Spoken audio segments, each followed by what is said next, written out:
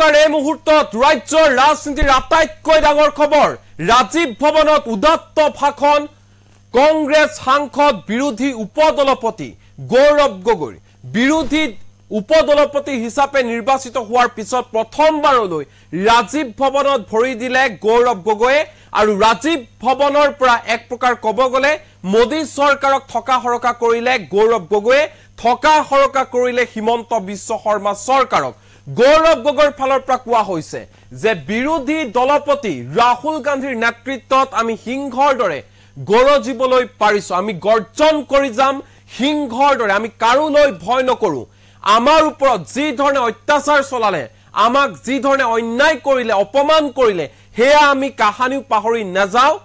আমি সকলো হিসাব নিকাচ কৰিম এটা দিন আমাৰো আহিব এনে ধৰণে মন্তব্য প্ৰকাশ কৰিছে গৌৰৱ গগৈ সমান্তৰালকৈ যেহেতু কংগ্ৰেছ দললৈ আহিবলৈ বিচাৰিছে কংগ্ৰেছ দল এৰি যোৱা বহু নেতা কৰ্মী হে সন্দৰ্ভত গৌৰৱ গগৈৰ ফালৰ পৰা কোৱা হৈছে যে বৰ্তমান সময়ত কংগ্ৰেছ দললৈ আহো বুলিয়ে কোনো পুৰণি কংগ্ৰেছী প্ৰাক্তন কংগ্ৰেছী নেতা আহিব নোৱাৰিব অন্য দলৰ পৰা যদিহে তৃণমূল কৰ্মীসকলে নিবিচাৰে তেনেহলে কোনো নেতা অন্য দলৰ পৰা কোনো নেতা কংগ্ৰেছলৈ আহিব নোৱাৰিব তৃণমূল কৰ্মীয়ে যদি বিচাৰে সমৰ্থন দিয়ে তৃণমূল কৰ্মীয়ে যদি সিদ্ধান্ত লয় যে তেওঁ আহিব লাগে তেতিয়াহে কংগ্ৰেছ দলত যোগদান কৰিব পাৰিব যিয়ে নেকি কংগ্ৰেছ দল এৰি অন্য দললৈ গুচি গৈছিল এনে ধৰণে মন্তব্য প্ৰকাশ কৰিলে গৌৰৱ গগৈ এই মুহূৰ্তৰ বিগ পলিটিকেল নিউজ বিৰোধী দলপতি ৰাহুল গান্ধীৰ নেতৃত্বত আমি সিংহৰ দৰে গৰজিবলৈ পাৰিছো মন্তব্য কৰিছে গৌৰৱ গগৈ ৰাহুল গান্ধীৰ নেতৃত্বৰ বাবে কংগ্ৰেছ দল কংগ্ৰেছ হৈ আছে ৰাহুল গান্ধীৰ নেতৃত্বতে আমি বিজেপিৰ অন্যায়ৰ বিৰুদ্ধে গৰজি উঠিম গৰজি যাম আমি কাৰোলৈ ভয় নকৰো মোদী চৰকাৰক আমি ভয় নকৰো আমাক কৰা অন্যায় অপমান আমি কাহানিও নাপাহৰো সকলো হিসাব নিকাচ কৰা হ'ব বুলি ঘোষণা কৰিছে গৌৰৱ গগৈ কংগ্ৰেছ দলৰ উত্থানৰ আৰম্ভণি হৈছে আৰু বিজেপি দলৰ পতনৰ আৰম্ভণি হৈ গৈছে বিজেপি দল শেষ হ'বলৈ আৰু বেছি সময় নাই এতিয়া বহুত ৰাজনৈতিক বিজ্ঞানী কংগ্ৰেছলৈ আহিবলৈ বিচাৰি আছে কংগ্ৰেছ দলত যোগদান কৰিব বিচাৰি আছে কিন্তু যিয়ে কংগ্ৰেছ দলত থাকি পিছফালৰ পৰা আক্ৰমণ কৰি এই বেয়া সময়ত কংগ্ৰেছ এৰি গুচি গৈছিল তেওঁলোকৰ বাবে দুৱাৰ বন্ধ তেওঁলোকে কংগ্ৰেছত আৰু উভতি আহিব নোৱাৰিব তৃণমূল নেতা কৰ্মীক কথা মতে এতিয়া সকলো হ'ব তৃণমূল নেতা কৰ্মীয়ে যি বিচাৰে এতিয়া সকলো হেমতে হ'ব যোগদান কৰো বুলি ক'লে কংগ্ৰেছ দলত কোনেও যোগদান কৰিব নোৱাৰিব অন্য দলৰ কোনো নেতা যোগদান কৰো বুলিয়ে কংগ্ৰেছ দলত যোগদান কৰিব নোৱাৰিব তৃণমূল কৰ্মী নেতাই অনুমতি প্ৰদান কৰিলেহে অন্য দলৰ নেতা কৰ্মী কংগ্ৰেছলৈ আহিব পাৰিব অন্যথা নোৱাৰে বিৰোধীৰ উপদলপতি হিচাপে প্ৰথমবাৰলৈ ৰাজীৱ ভৱনত উপস্থিত হৈ এনে ধৰণে উদাত্ত ভাষণ দিছে বিৰোধী উপদলপতি কংগ্ৰেছ সাংসদ যোৰহাট লোকসভা সমষ্টিৰ কংগ্ৰেছী সাংসদ গৌৰৱ গগৈ পুনৰবাৰ কৈছো গৌৰৱ গগৈৰ ফালৰ পৰা কোৱা হৈছে বিৰোধী দলপতি ৰাহুল গান্ধীৰ নেতৃত্বত আমি সিংহৰ দৰে গৰজিবলৈ পাৰিছো আৰু আমি গৰজি যাম আমি কাৰোলৈ ভয় নকৰো মোদী চৰকাৰক আমি ভয় নকৰো আমাক কৰা অন্যায় অপমান অত্যাচাৰ আমি কাহানিও নাপাহৰো সকলো বিচাৰ হ'ব সকলো হিসাব নিকাচ এদিন হ'ব কংগ্ৰেছ দলৰ উত্থান এতিয়া আৰম্ভ হৈ গৈছে আৰু বিজেপিৰ পতন বৰ্তমান সময়ত আৰম্ভ হৈ গৈছে তদুপৰি গৌৰৱ গগৈৰ ফালৰ পৰা কোৱা হৈছে যিয়ে নেকি কংগ্ৰেছৰ বেয়া সময়ত কংগ্ৰেছক এৰি গুচি গৈছে যিয়ে নেকি কংগ্ৰেছক পিছফালৰ পৰা আক্ৰমণ কৰি অন্য দলত যোগদান কৰিলেগৈ তেওঁলোকৰ বাবে কংগ্ৰেছৰ দুৱাৰ সদায় কাৰণে বন্ধ তেওঁলোকে কংগ্ৰেছত উভতি আহিব নোৱাৰিব এতিয়াৰে পৰা যিকোনো ব্যক্তিয়ে যিকোনো নেতা অন্য দলৰ পৰা কংগ্ৰেছ দলত আহিব নোৱাৰিব যোগদান কৰিব নোৱাৰিব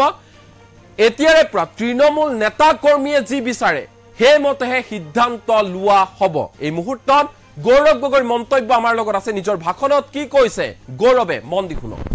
কোনো বিচাৰ নাই মাত্ৰ আমাৰ এআইচিচি তত্ত্বাৱধায়ক জিতেন্দ্ৰ সিং ডাঙৰীয়া প্ৰদেশ কংগ্ৰেছৰ সভাপতি মাননীয় ভূপেন বৰা ডাঙৰীয়া বিধায়িনী দলৰ দলপতি দেৱব্ৰত শইকীয়া ডাঙৰীয়া আমাৰ নৱনিৰ্বাচিত সাংসদ আমাৰ এতিয়া বিধায়িনী দলৰ উপদলপতি ক'ব নোৱাৰিম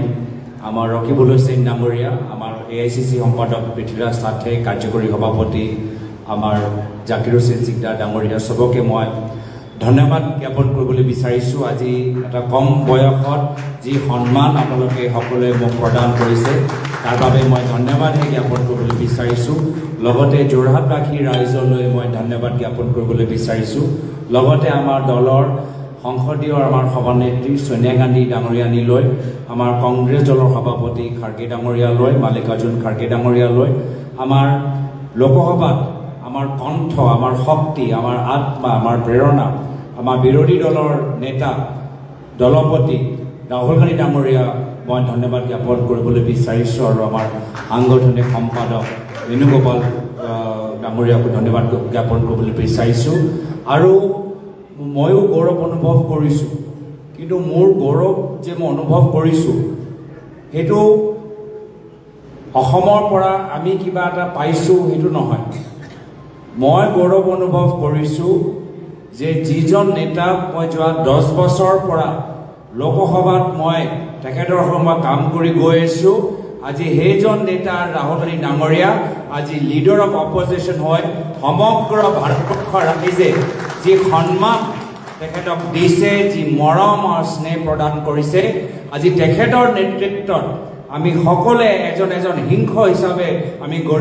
গৰিজি উঠিম আৰু বিজেপি চৰকাৰৰ অন্যায় বিৰুদ্ধে আমি মাত মাতিবলৈ আগবাঢ়ি গৈছোঁ। মই তাৰ বাবে গৌৰৱ অনুভৱ কৰিছোঁ। মই নিজৰ নেতাৰ প্ৰতি গৌৰৱ অনুভৱ কৰিছোঁ, যিজন নেতাক আজিৰ পৰা 10 বছৰ আগত বিজেপি দলে কিমান টকা পইচা ব্যৱহাৰ কৰি কিমান তেখেতক বদনাম কৰিছে। এটা এটা চেনেল মোৰ মনত আছে, এটা এটা এংকৰ মোৰ নাম মোৰ মনত আছে, যি এংকাৰে আমাক মাজে মাজে আমাৰ ওপৰত হাঁহে বা আমাক পৰামৰ্শ দিয়ে, আমাক ৰাহুল গান্ধী ডাঙৰীয়াক ত্যাগ কৰিবলৈ কয়। মই আজিৰ পৰা 10 বছৰ আগত কৈছিলোঁ যে ৰাহুল গান্ধী ডাঙৰীয়া আমাৰ নেতা, আৰু আজিও গৌৰৱ অনুভৱ কৰি মই কওঁ ৰাহুল গান্ধী ডাঙৰীয়া মোৰ নেতা। আৰু মোক মনত পৰিছে মোৰ পিতৃ প্ৰয়াত তৰুণ গগৈ দেৱলৈ,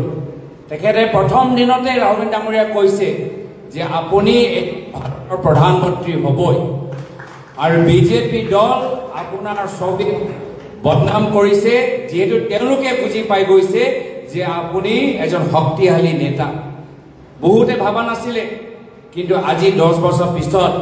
এটা নহয় দুটা ভাৰত জোড়ো ন্যায় যাত্ৰা কৰাৰ পিছত এতিয়া আমি সকলোৱে গম পাই গৈছোঁ যে ৰাহুল গান্ধী ডাঙৰীয়াৰ নেতৃত্বৰ কাৰণে আজি কংগ্ৰেছ হৈ আছে। আমাৰ দলৰ ভিতৰত বহুত এনেকুৱা মানুহ আছে যে কংগ্ৰেছ আদৰ্শ সলনি হোৱাটো বিচাৰে, কিন্তু ৰাহুল গান্ধী ডাঙৰীয়া সোনিয়া গান্ধী ডাঙৰীয়ানী সদায় আমাক কৈছে কি নহয়,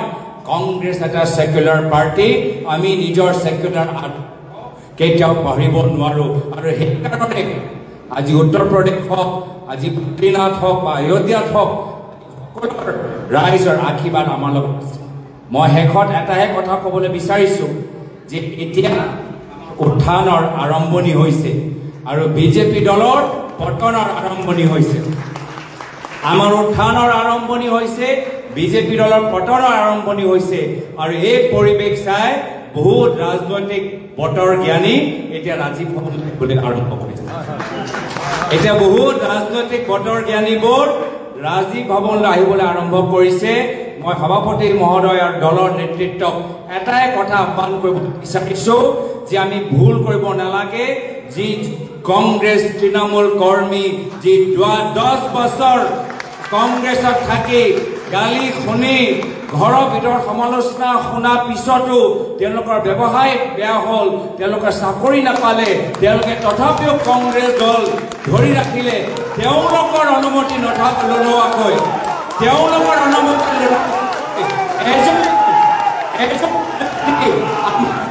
যোগদান কৰিব নোৱাৰে।